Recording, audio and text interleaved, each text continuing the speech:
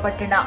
ರಾಜ್ಯದ ಜೀವನಾಡಿ ಎಂದೇ ಕರೆಯಲ್ಪಡುವ ಕೃಷ್ಣರಾಜ ಸಾಗರ ಜಲಾಶಯ ಇದೀಗ ಆತಂಕದ ಸಂಕೇತ ನೀಡುತ್ತಿದೆ.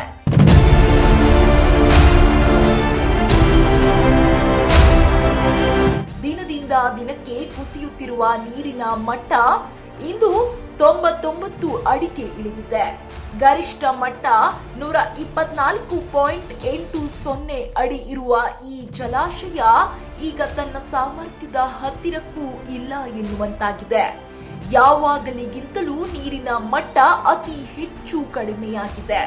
ಇನ್ನಷ್ಟು ಆತಂಕಕಾರಿ ವಿಷಯವೆಂದರೆ ಡ್ಯಾಂನಲ್ಲಿ ಈಗ ಕೇವಲ 22 ಟಿಎಂಸಿ ನೀರು ಮಾತ್ರ ಶೇಖರಣೆ ಇದೆ. ಇದರಲ್ಲಿ 7 ಟಿಎಂಸಿ ಡೆಡ್ ಸ್ಟೋರೇಜ್ ಆಗಿದೆ. ಅಂದರೆ ಬಳಕೆಗೆ ಲಭ್ಯವಿರುವುದು ಕೇವಲ 15 ಟಿಎಂಸಿ ನೀರು ಮಾತ್ರ.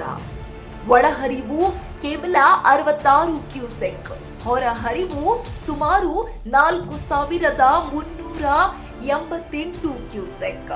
ಈ ಅಂಕಿಅಂಶಗಳು ಸೂಚಿಸುತ್ತಿರುವುದು ಒಂದೇ ಒಂದು ವಿಷಯ: ಬರುವ ದಿನಗಳಲ್ಲಿ ನೀರಿನ ಸಂಕಷ್ಟ ತೀವ್ರವಾಗಬಹುದು. ಈಗಾಗಲೇ ರೈತರಿಗೆ ಕಟ್ಟು ಪದ್ಧತಿಯಲ್ಲಿ ನೀರು ನೀಡುವ ಅನಿವಾರ್ಯತೆ ಎದುರಾಗಿದೆ. ಬೆಳೆಗಳಿಗೆ ನೀರು ಕೊಡಬೇಕೋ ಅಥವಾ ಜನರ ಕುಡಿಯುವ ನೀರಿಗೆ ಮೀಸಲಿಡಬೇಕೋ? ಈ ಪ್ರಶ್ನೆ ಅಧಿಕಾರಿಗಳಿಗೆ ದೊಡ್ಡ ಸವಾಲಾಗಿದೆ.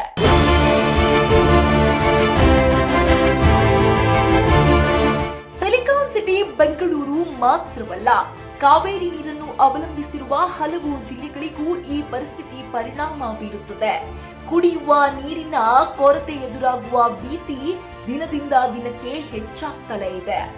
ಜೂನ್ ಮೊದಲ ವಾರದಲ್ಲಿ ಮಳೆ ಬರದಿದ್ದರೆ ಸ್ಥಿತಿ ಮತ್ತಷ್ಟು ಗಂಭೀರವಾಗುವ ಸಾಧ್ಯತೆ ಇದೆ.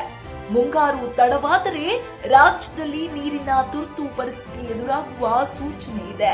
ಕೆಆರ್ಎಸ್ ಜಲಾಶಯವು ಕಾವೇರಿ ನದಿ ವ್ಯವಸ್ಥೆಯ ಪ್ರಮುಖ ಭಾಗವಾಗಿದೆ.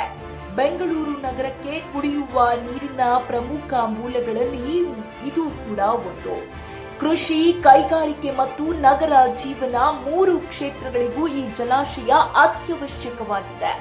ನೀರಿನ ಮಟ್ಟ 100 ಅಡಿಗಿಂತ ಕೆಳಗೆ ಇಳಿಯುವುದು ಸಾಮಾನ್ಯವಾಗಿ ಕ್ರಿಟಿಕಲ್ ಸ್ಟೇಜ್ ಎಂದು ಪರಿಗಣಿಸಲಾಗುತ್ತದೆ. ಈ ಹಂತದಲ್ಲಿ ನೀರಿನ ಬಳಕೆ ಮೇಲೆ ಕಠಿಣ ನಿಯಂತ್ರಣ ಅನಿವಾರ್ಯವಾಗುತ್ತದೆ. ಇದೀಗ ಪರಿಸ್ಥಿತಿ ಎಚ್ಚರಿಕೆಯ ಘಟ್ಟದಲ್ಲಿ ಇದೆ.